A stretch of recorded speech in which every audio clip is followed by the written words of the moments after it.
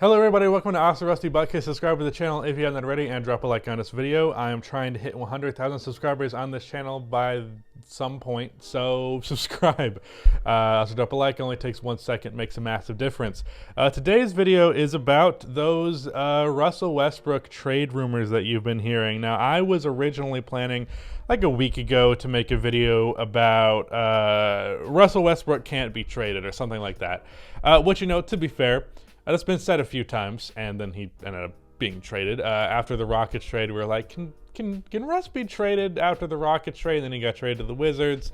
And then after the Wizards, like, can Russ really be traded? And then he gets traded to the Lakers. So obviously, even though I think the circumstances have dipped down lower and lower as each trade happens, I still don't think we're out of the realm of him being tradable necessarily, but the circumstances are a lot less ideal for a team trading for him. Like, for example, the Wizards got back a first-round pick in the Russell Westbrook trade. If I'm not mistaken, that's not going to happen this time around. More than likely, maybe. You won't get a first-round pick for him. You might be able to trade first. You might trade a first-round pick with him to get rid of him, is what might end up happening. But the main rumor that has existed that makes it seem feasible for him to be traded is, as much as people make a joke about it, John Wall for Russell Westbrook. It actually does make some feasible sense for both sides of the equation here. It actually makes quite a bit of sense if you really dive into it. So let's first look at the Rockets side of things, because I think it makes more sense for them than it does for the Lakers. First of all, there was a report that came out. I don't remember what the source was, so if it's bullshit, it's bullshit, but it sounds like it would be true. And that is that if Russell Westbrook was traded to the Rockets, both the Rockets and Russ would immediately be interested in a buyout. So Russell Westbrook would then become a free agent in the middle of the NBA season, which that would be absolutely crazy. Where the hell does he go? What team wants him? What does he bring to the table? All of that is a very interesting specific thing we talked about in the hot takes video yesterday or 2 days ago, that, you know, how does Russell Westbrook adapt to a smaller role? Because whatever team is going to trade for him or sign him after he's potentially bought out, they're going to want him in a smaller role. So that's an interesting conversation, but not really one that I'm going to dive too much into until the actual thing potentially happens. So there's that. So if the Rockets are trading for Russell Westbrook, he's not actually going to be on the team. He's going to get bought out, and it's a lot of money to buy out. I don't know.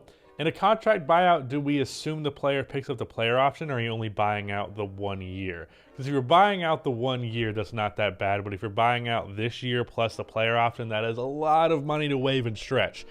But anyways, maybe they don't stretch it. Maybe they just eat it for 2 years. But that's the point. Russell Westbrook would not be on the Rockets if you traded the Rockets. The reason why they do this trade is John Wall is already making an assload of money like Russell Westbrook is. John is already not playing for the Wizards. Not the Wizards. John is already not playing for the Rockets as Russell Westbrook would not be with the Rockets. So either way, it's a player who's not playing, who's making a lot of money. And they might as well get some young players out of John Wall if that's feasible. So for them, they're looking at it like this. We'll trade you John Wall. You give us back Talen Horton-Tucker, Russell Westbrook, and that 2026 first-round pick. So we just got a first-round pick and a promising young player, because as much as people love to shit on him, Talen Horton-Tucker is a promising young player. Get a promising young player, not one with a crazy high value, but, you know, not none, and a first-round pick, and you're getting that in exchange for John Wall, who you expected to just be someone who ate salary. And the Lakers are getting back John Wall, and we'll talk about that in a second. But for the Rockets, it's kind of a no-brainer that you trade for someone who's not going to be on your team, and you're already eating salary anyways, so you might as well just get a first-round pick and a young player on top of that. I think that's pretty fucking obvious. Where it gets more complicated is the Lakers side of things. Why John Wall over Russell Westbrook? Well, the first thing I want to say is the ceiling of Russell Westbrook is infinitesimally higher than it is for John Wall at this point. Because as much as it pains me to admit, because John Wall was one of my favorite players a few years ago. I even made a video back in 2018 about why he would win the MVP that season, and then he ended up getting injured like 20, 30 games in, something like that. Can't remember exactly the specifics. Regardless, I was a huge John Wall fan.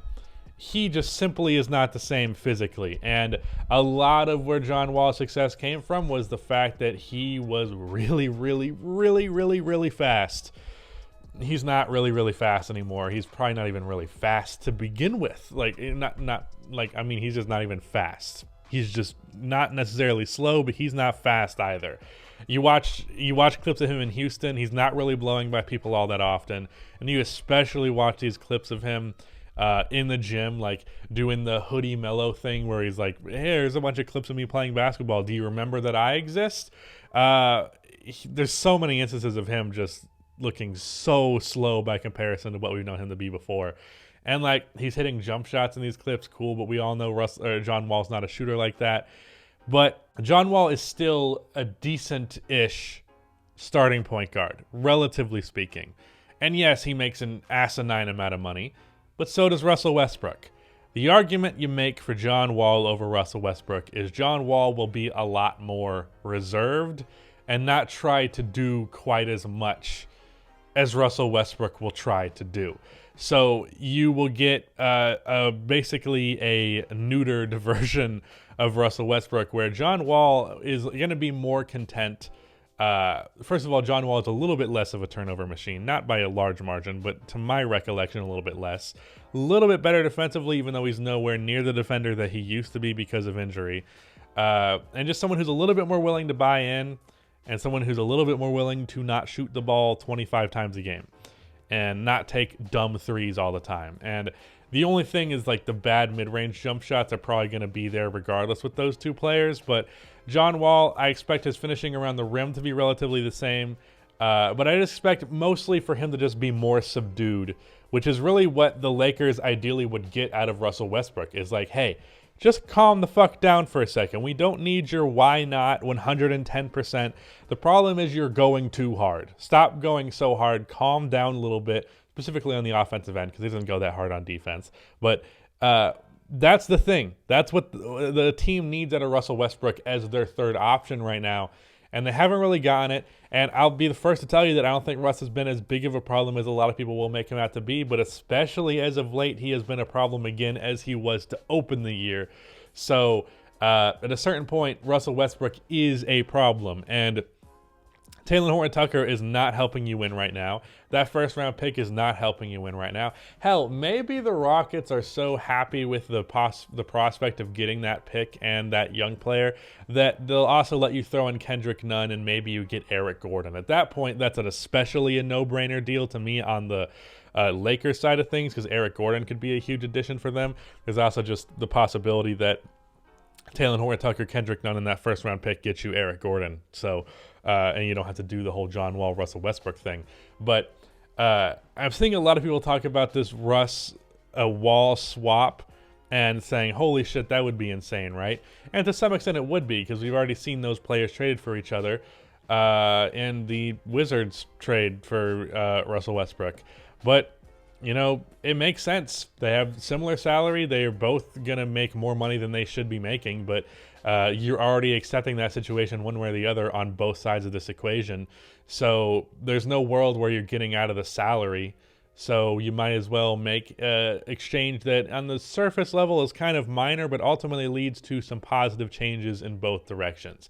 For the Lakers, they just get a point guard who's not going to try to do as much as Russell Westbrook does, which is honestly what they need. They need someone who's going to calm down a little bit, be more reserved. And the Rockets are getting back some form of assets in exchange for a player that was not going to play for them and salary they were just waiting to go away in 2 years. So ultimately, it definitely makes sense for both sides. I'm not saying necessarily that the Lakers should be fawning to do this move immediately. Personally speaking, I think, like I said, the ceiling with Russell Westbrook actually just figuring out is so much higher. But we've kind of done this thing with Russ for years. We've kind of done if Russ would just do this, then all is well. But then it never happens. And his old habits continue to exist. And it's unfortunate because I think those habits are something that is relatively easy to get rid of for most players, that has just plagued Russell Westbrook for his entire career, and it holds him back from reaching the true level of greatness that he is capable of reaching. And he's still an all-time great, but he could be an even higher all-time great if that part of his game just simply wasn't there. And that's exactly what his problem on the Lakers is. It's what it was early with the Wizards. It's what it was in parts of the season with the Rockets. And even in parts with OKC, especially when Kevin Durant was there. If the guy could just tone it down a little bit, it makes a world of difference. But that just doesn't seem to be in his blood. And so long as that's the case, I see an argument that just John Wall, who's probably worse, but not going to have the highs and lows as much, and you can just rely on him to be all right. It makes some sense to me. Now, in an ideal world, you could trade Russell Westbrook for a player who's better than John Wall, because, again, John Wall is like probably just an okay starting point guard at this point. But it is what it is, and it's like making the best or making the acceptable out of a already not great situation. So it is what it is, but ultimately I think it's the right decision for both parties here, and I don't think this trade is nearly as insane as some people have presented it to be. That said, it's still kind of fucking crazy, but yeah. That's really the only avenue for Russell Westbrook being traded, so if he is going to be, that's how it's going to happen. But if I had to predict, I'm still going to say that he's a part of this roster past the trade deadline. But that's on the table potentially, and it's interesting. So there's my thoughts on it.